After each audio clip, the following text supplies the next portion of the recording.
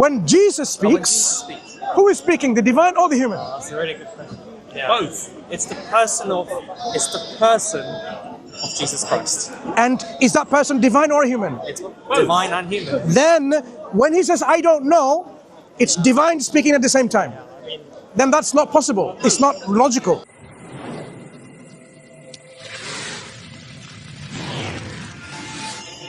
Because there's various ways of understanding why, how we should feel, right?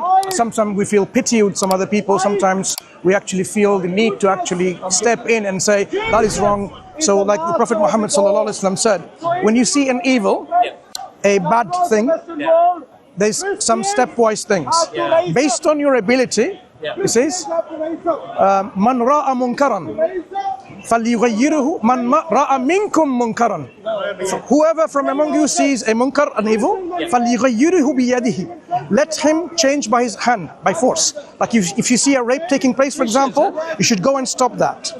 فَإِنْ لَمْ يَسْتَطِعْ. But if they cannot do that, فَبِلِسَانِهِ. By their statement, by their words, stop doing this, it is bad, because you might not be able to physically go and stop that action, because someone may be stronger and you're weaker, and you're trying to have to be saved, you're saving yourself as well. And the prophets continued, فَإِنْ لَمْ يَسْتَطِعْ. But if they are not able to do so, فَبِقَلْبِهِ. But with their hearts, to say, this is وَبِذَلِكَ أَضْعَفُ الْإِيمَانِ أو كما قال عليه الصلاة والسلام, or something like this, where he says this is the least that you can do, the least you can have is hate in your heart that the action is wrong. So you don't become indifferent. You continuously have to, when you see something bad, do something about it. You don't just stay there not doing. If you're able to, change it. If you can't, speak about it, write about it, be vocal about it. Even if you can't do that, then you have to really in your heart feel this is an action that is not acceptable. Okay? You can't do anything, but you have to feel. Because if you didn't feel anything, then you're saying it's okay, you're desensitized. Desensitization is a first part of where you're actually approving this action. So when people see genocide happening in the Middle East, for example, and they don't do anything about it, they don't feel anything in the heart about it, they've already desensitized, controlled, brainwashed in that narrative. And they wouldn't feel a child in front of their eyes, they see the child is murdered by the Zionist state, and they will say, it's not my business.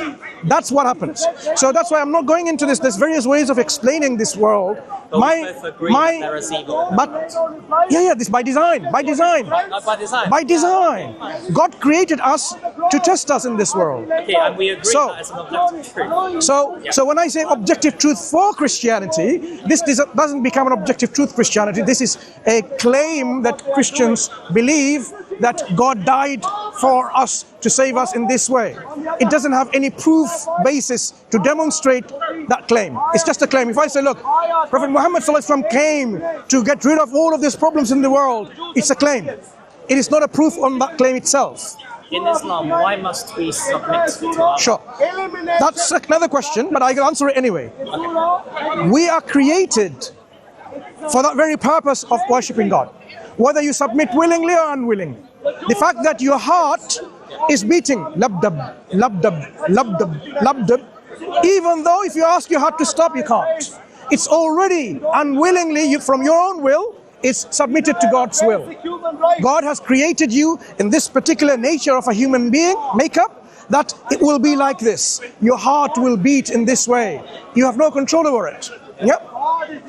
With your own will, with your own volition. But when you become willingly submissive to God and His will, then you have fulfilled your purpose of your creation. So we are created to be the worshippers of our Creator. That's the main purpose of our life, to worship God. Not to say, He's my friend, because what are you compared to the Creator? You are nothing, and you want to call Him your friend? Look, what are you? You are a speck on this planet Earth. Planet Earth is a speck in the solar system. The solar system, speck in the Milky Way galaxy.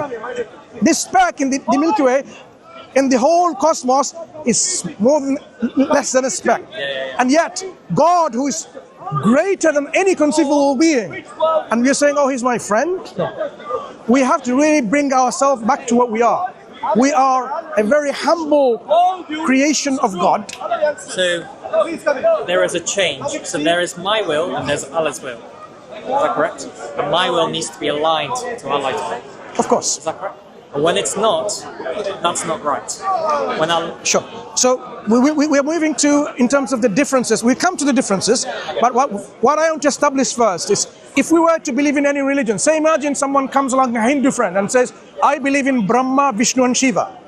Why I believe so? Because there's so much problem in this world, there's suffering.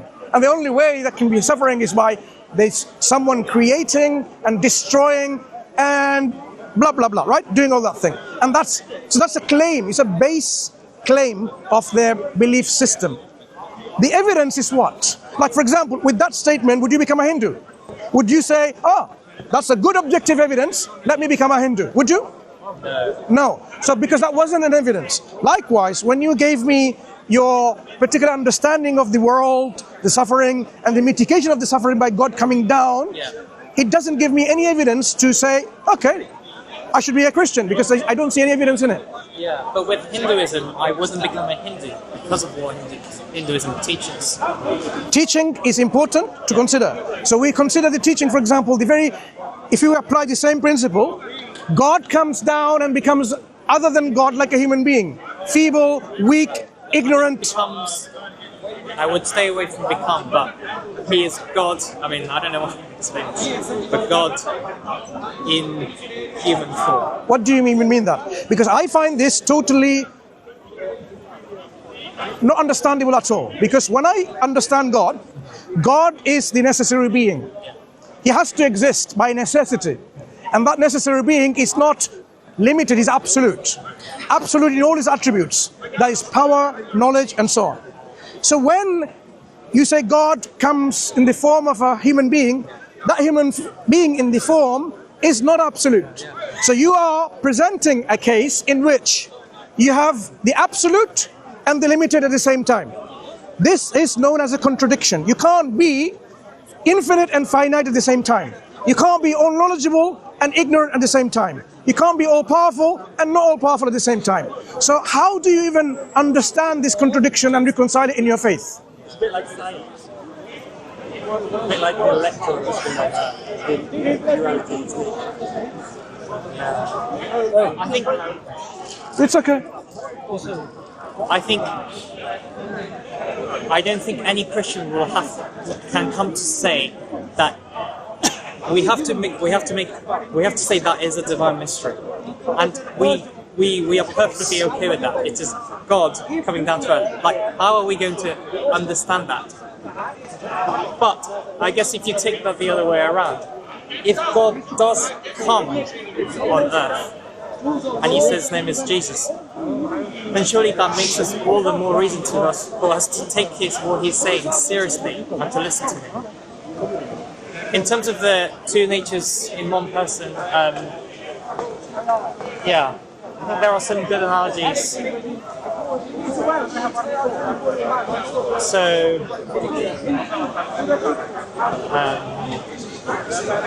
the word that the Bible uses is Philippians 2, that God, being in very nature God, humbled himself to the cross. For God becoming a man, we see that as God humbling himself. So it's not... Brother, excuse me. Continue, please. So that's Philippians 2. So I think you are right in saying the infinite doesn't have to become the finite. Those two, I think, I agree with you when it says those two are two separate things. But if we see God becoming man, that is God stepping down. That is God's choice. And that's the Father sending his Son to say, you are going to go and you're going to go become one of his creation and say, you got to go and die on the cross. I think we see that action as an act of humbleness. Yeah, those are sort of... Okay. I find the 4 points that you've mentioned here, 4 or 5, every single one of them unreasonable, in my humble opinion. Now let me explain why. Firstly, the idea of appealing to mystery. Yeah. The idea is only used when there is a clear contradiction noted. For example, somebody says, this tripod is my God, but it's a mystery, I can't explain it to you. Because they will fail to explain how the tripod can be the creator of the heavens and the earth. Or I believe in God, Brahma, Vishnu and Shiva, and yet they're one God. They're 3, or their father, son, and wife, they're three gods and they're yet one God.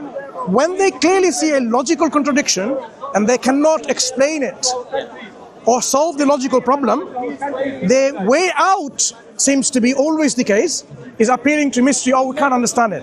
But that's not an appropriate way to do so. Why? If something is beyond your comprehension, because you're like a bacteria cannot comprehend how you look like, because you're so great to a bacteria, that's not a contradiction. That's the limitation of how big you are and how small the bacteria is. But when we have an idea in which there's a clear-cut contradiction, infinite becomes finite, all knowledgeable becomes ignorant, that is not about lack of comprehension. We comprehend it clearly, that it's not possible. It's not possible to have infinite and finite coexisting of one thing. One thing cannot, it's like saying we can have a triangular square or a married bachelor. Because a triangular square, triangle by definition is 3 sides and 3 angles. A square is 4 sides and 4 angles. You cannot have the very fundamental attributes of a triangle and call that's a square and a square is a triangle. Contradictions. 2 things are contradictory. So what we are saying, when we bring contradictions in the concept of God, I'm not touching you. knowing that there's a contradiction, let's go on one side. Let's because he's a heckler trying to move into our discussion. Yeah.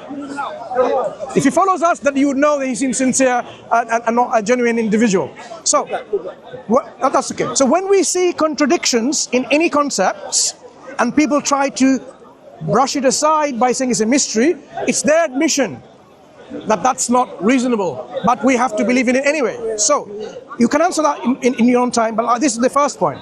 Second point, even if we just say God coming down, that itself, I find, problematic from a Christian point of view.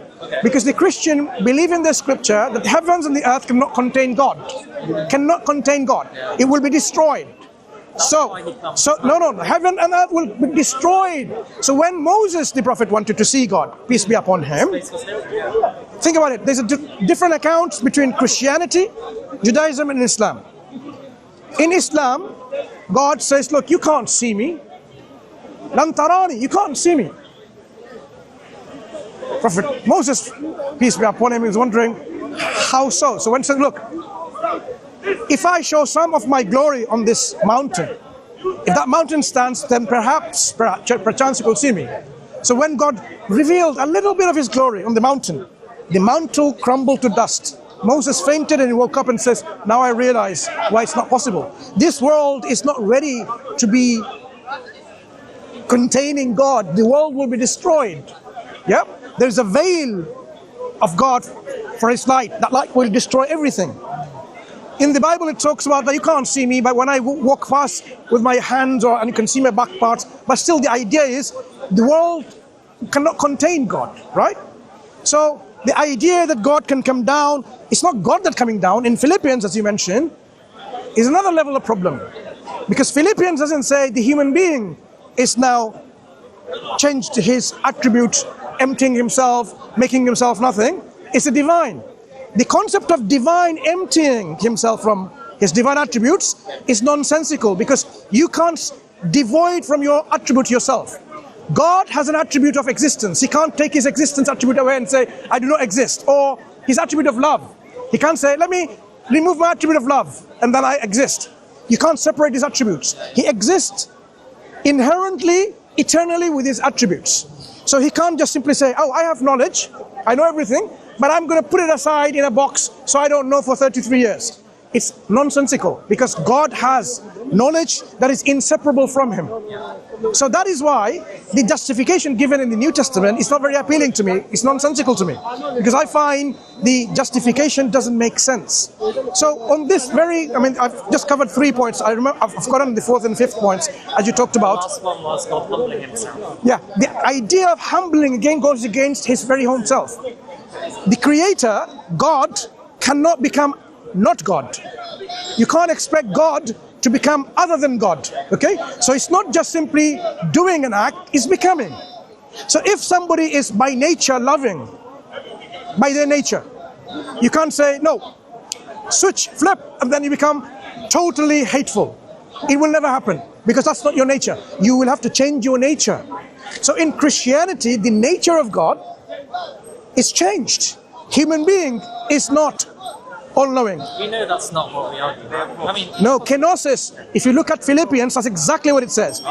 During the incarnation, the second member of the Trinity, who is divine, gave up his divine attributes and then became human, or took on a human body. yeah. Because as a human person, if I were to ask you, as a human person, was he divine and human at the same time, Jesus Christ? That is what I believe. Sure. So when he was speaking, Yeah. who was speaking, the divine or the human? For me, it's the human. What happened to the divine? The divine will, divine knowledge, divine power, divine might. What happened to that? If he is divine and human at the same time, Yeah. what happened to his divinity? Why is... When Jesus speaks, or me speaks, sorry, you mean or Jesus? Oh, beg your pardon, maybe you didn't understand. Oh, yeah. When Jesus When speaks, Jesus speaks. who is speaking, the divine or the human? That's a really good question. Yeah. Both. It's the person of Jesus Christ. And is that person divine or human? It's divine and human. Then, when he says, I don't know, it's divine speaking at the same time. Then that's not possible. It's not logical. Jesus was consubstantial with the Father. No, when Jesus says, I don't know. Right? Let me explain to you. The sun is in the sky, yes? The sun can also be here through light. It can be two places. Do you understand? So Jesus can be both God and he can be sent by God as our Redeemer.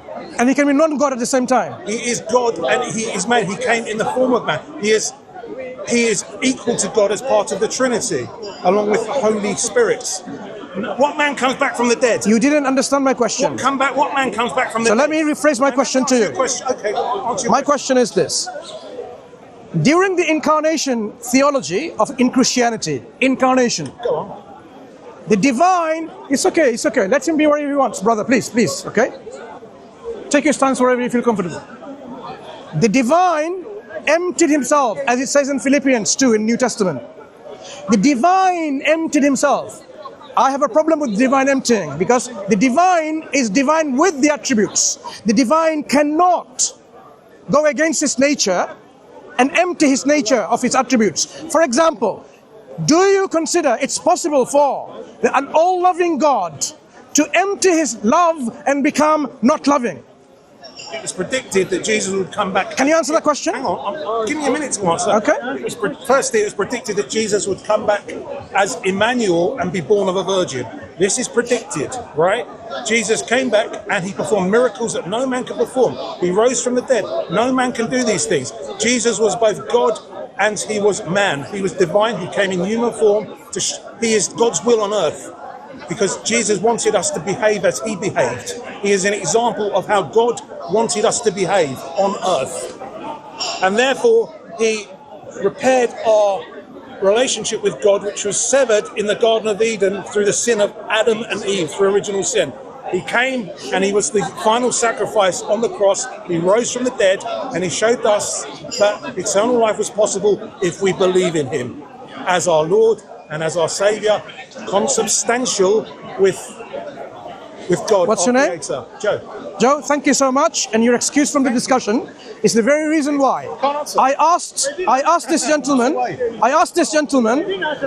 if the divine emptied from his love, would you now consider God is not loving? And instead of that, he went through a whole gish galloping, shotgun tactics of everything else apart from the kitchen sink, and saying this is what we believe. I wasn't interested in that. Yeah. Anyway, so let's come back to you. Philippians 2 is what you say. Yeah.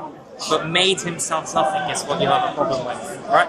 Because the infinite can't make himself nothing. Is that a good representation? Okay. So verse 8, which is the verse after it, says, "And being found in appearance as a man, he humbled himself and became obedient to death, even death on the cross." So God on the cross does not deserve to die.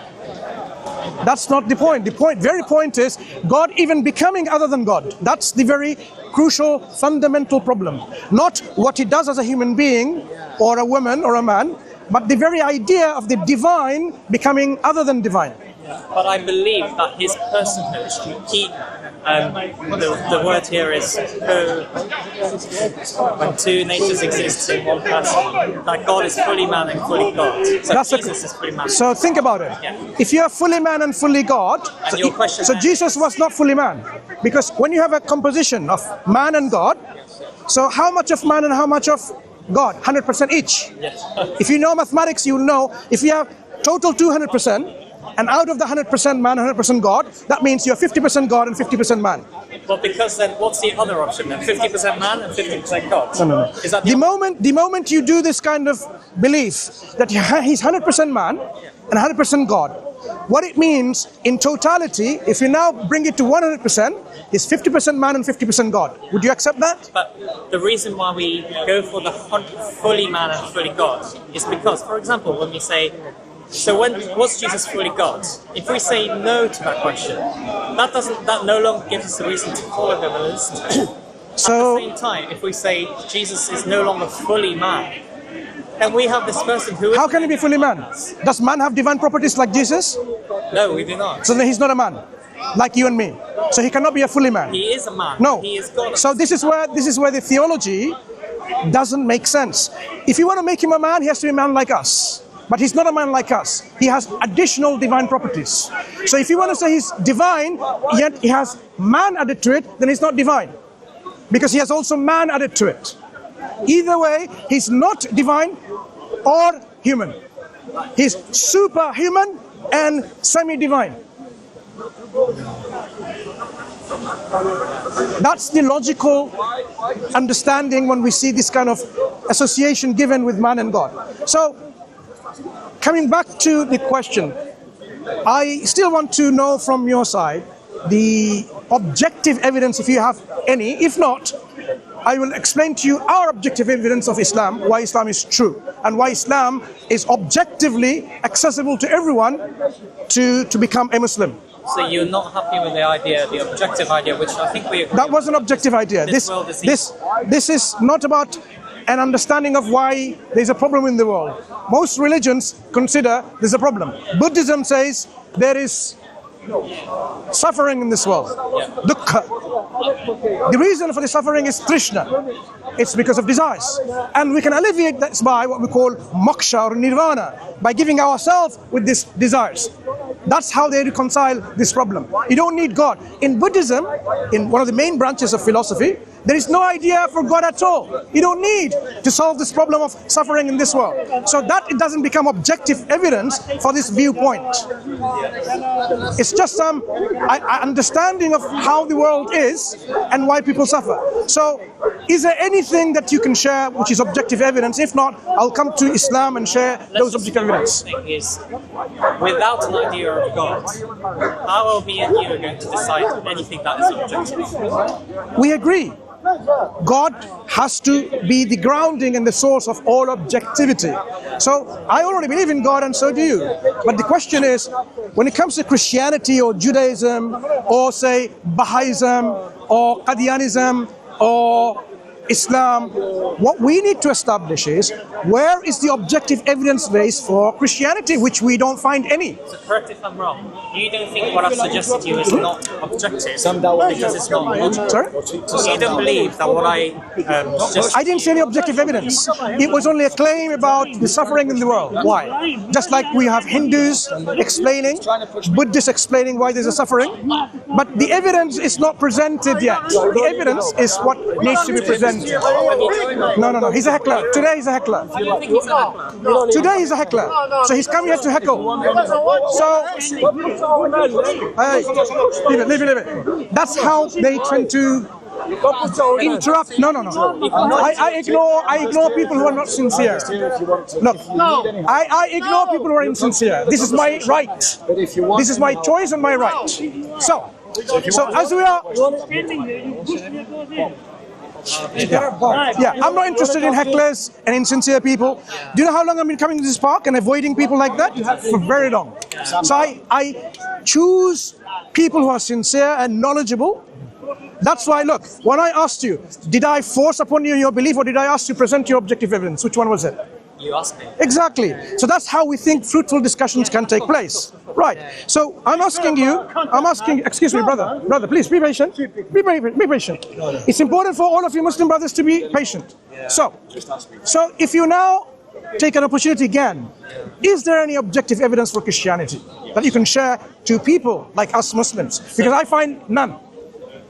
And we both agree that the objective grounds we must stand on is the idea of God and how we relate. Objectivity is grounded in God. Okay. And you're not happy with the idea that God comes down in Jesus as one of us. It's not being happy, but to me, as I gave my reasons,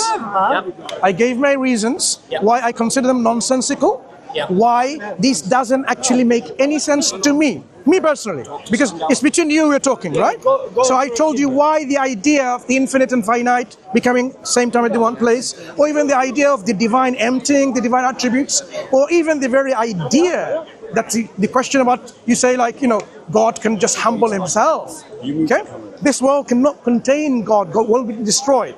But our point is, this kind of belief system has to be grounded in objective evidence that we can share. So, is there anything that comes to your mind? Otherwise, as I said, I'm ready to share objective evidence for Islam, which you will see that this is going to be accessible to every human being. Do you want to hang up? I'm not interested, as I said. I don't think he'll listen to you. I'm not interested. Should we hear what he says? And then we can... Do you think after we... You can get all support that you need from him, but I'm not going to engage with him. Yeah, that's fine. I'll talk to you. Yeah? So you can whisper in your ears, text you on your phone, whatever, that's fine. So scared right, go ahead. Scared to the baby. Okay, so that's a strategy, right? To get someone involved. I don't involve, as I said, there's quite a number of people that are involved, and that's it. So you're asking me a question. Okay. I did want to ask you this question. And it does relate to why I believe in Christianity. Before creation, what is Allah doing? Does that make sense? Or another question. Allah has always been creating. Why does Allah create? No, to answer your question, Allah has always been creating because He's Al-Khaliq. He's always been creating. So we believe in God continuously creating. So there's no question of before creating. So now let's talk about coming back to the root question that I had. Yeah.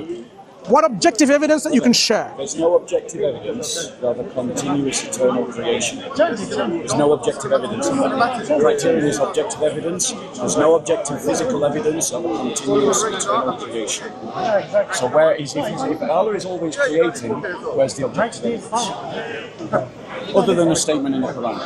And the other thing, of course, I can continue to give you why I think Christianity is objectively true. But you will come back and say, you don't think it's sensible, you do not believe it's logical, hence you do not believe that's objective evidence. Is that correct? That's what you said to my first argument.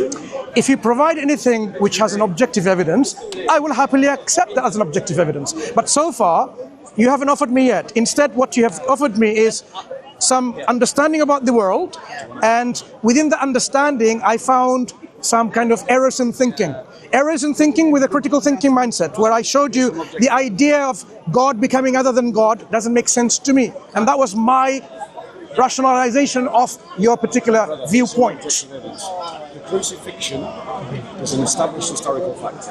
It's established both through New Testament evidence, early church evidence, as well as non-biblical Jewish Roman evidence that testifies to the reality and the factual event of the crucifixion. That's an essential even non-Christian historians would. Exactly.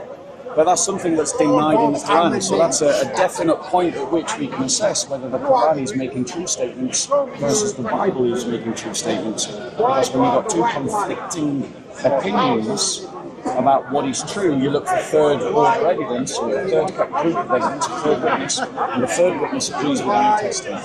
That is objective evidence, scientific, historically accepted evidence that Christ was crucified and therefore Islam is false. Do you want to use that? I want to tell me exactly what you've heard. Because the historicity of that fact. So even non-Christian, even any historian doesn't like have a problem with the fact that Jesus died on the cross on a crucifix, Roman crucifix. Now in Islam, I believe correct me if I'm wrong, Allah removed him. Quran says he was never crucified. He was never crucified. So are you saying crucifixion is objectively true?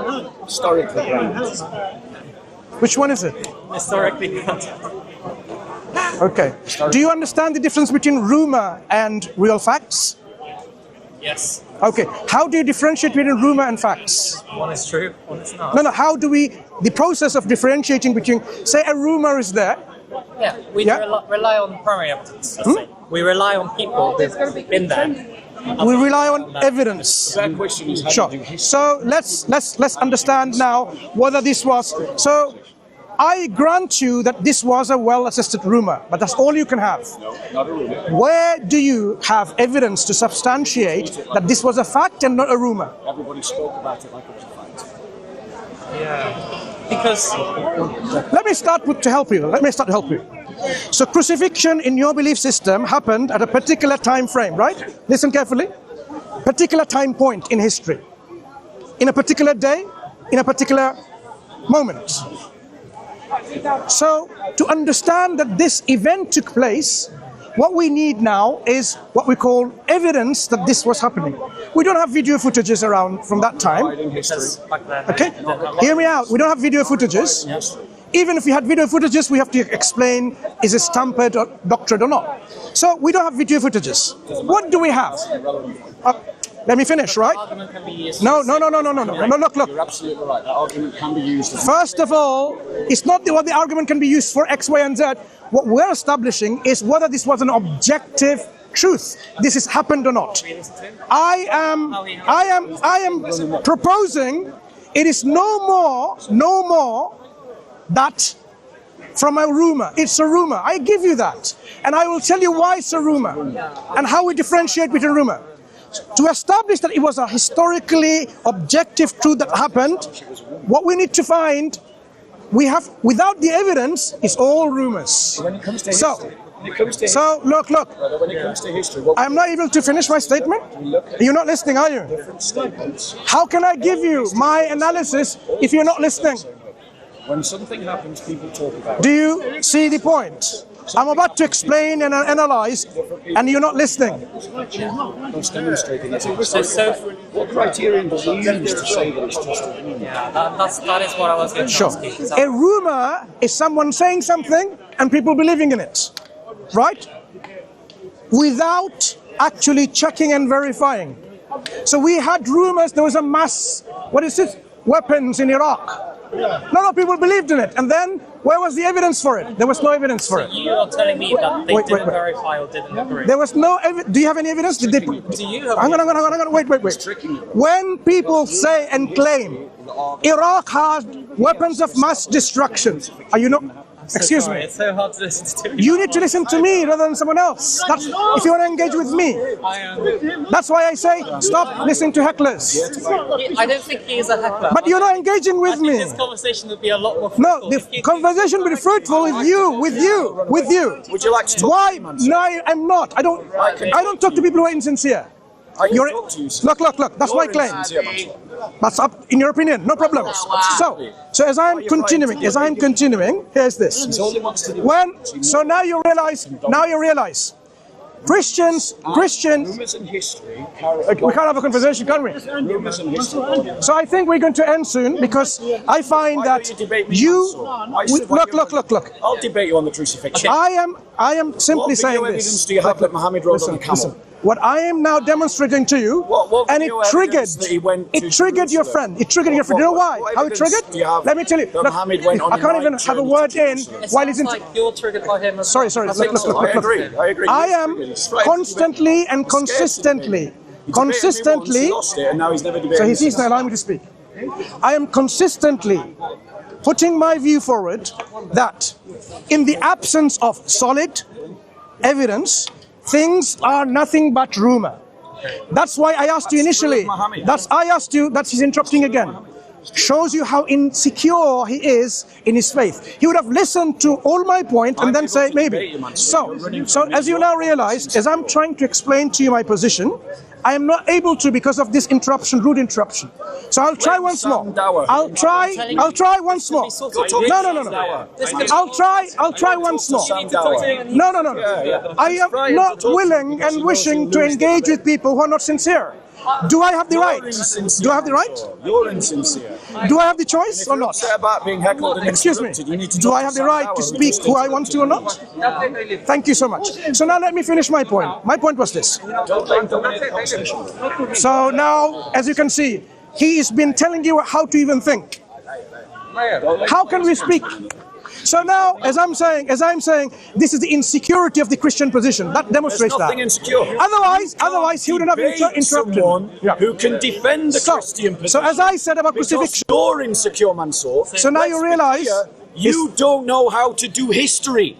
Because you lied to everybody by suggesting that there is a difference in the way that history travels. Do you want to come over here so we'll talk? Do you want to come over there, we'll talk? I'm going to remove the hecklers from the conversation like I've moved from there to here. If you really want to talk with myself, you have your choice. You can tell me when you want to stop. That's all your rights, right? Wait. You have all your right when you want to stop this conversation between us. But as I was saying, there is a difference between rumor and facts. And you see, you see that? Would you kindly hang on? Would you mind be a fair gentleman and tell your friend to stop talking when I'm explaining something to you?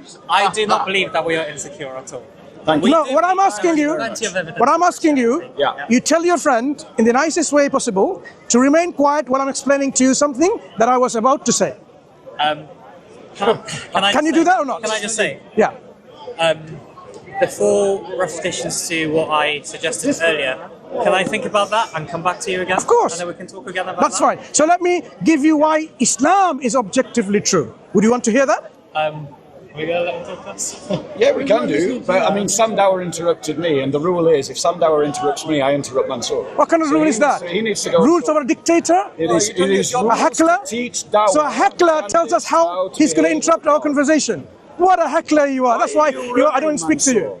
You're not worth my time. Go away. Explain. So, let's do it. Would you want to hear me? Would you want to hear me about Islam's objective truth? Between the Quran's claim that Jesus was would you want to hear Islam's objective truth? Claim that Jesus if you don't want to hear it, it's your prerogative. I'm not going to force upon you. Come back later? Okay, so all the best. It was a pleasure speaking to you. Perhaps we can talk to you again when these really rude, uncivilized hecklers interrupt our conversation. Okay? أقول قولي هذا واستغفر الله ولكم. السلام عليكم ورحمة الله وبركاته. Is there any other Christians that we can have a conversation with without heckling? You're not worth my time. Why does Muhammad say dump flies into warm milk? Why does he say dump flies into hot drinks? أعوذ بالله من الشيطان الرجيم.